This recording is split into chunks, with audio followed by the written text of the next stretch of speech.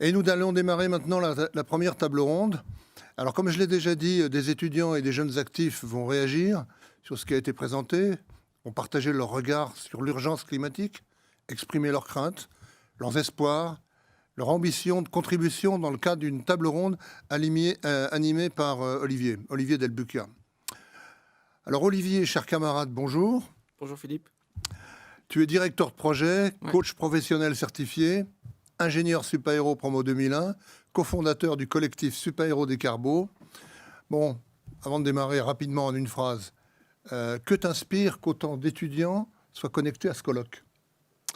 Merci Philippe pour cette introduction. Je trouve ça vraiment super et vraiment incroyable. Et pour tout dire, c'est l'une des raisons pour lesquelles on a fondé ce collectif Supaéro Décarbo.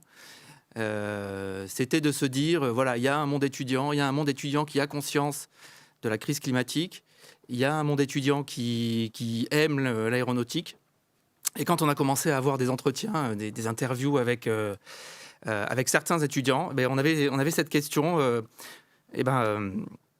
voilà, j'ai intégré l'école de mes rêves, mais aujourd'hui, je ne sais pas quoi faire. Je ne sais pas si je veux aller chez un constructeur. Je ne vais pas citer de nom.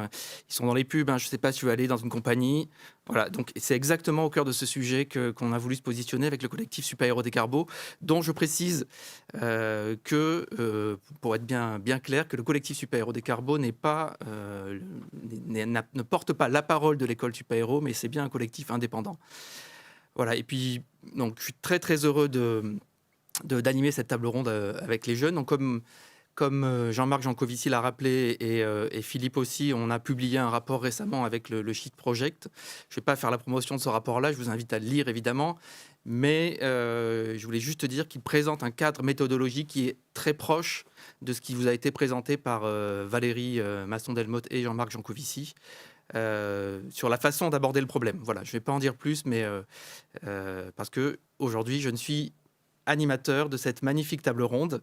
Et alors, je m'excuse par avance auprès des traducteurs, mais je vais devoir switcher en français-anglais parce que nous sommes multilingues aujourd'hui. Donc, je vais passer en anglais. So, hi everybody, hi Fatimatou, bonjour à tous, bonjour Fatimatou, Alessandro, Florence, Yann et Apolline. Je suis vraiment ravi que vous soyez là, d'avoir la possibilité d'avoir cette discussion avec vous pour cette table ronde. Et tout d'abord, j'aimerais vous poser une question. J'aimerais que vous vous présentiez très rapidement votre lien, que vous nous parliez de votre lien avec l'aérien, professionnel ou personnel, que vous réagissiez à ce que vous avez entendu de la part de Madame Masson-Delmotte et Jean-Marc Jancovici, et puis plus généralement, quelle est votre impression générale sur les perspectives de changement climatique, quelle est l'importance dans votre vie au quotidien, y a-t-il eu des changements et est-ce que ça a modifié votre façon de vous projeter dans les 10 à 15 prochaines années? Fatimatou, peut-être que tu peux commencer.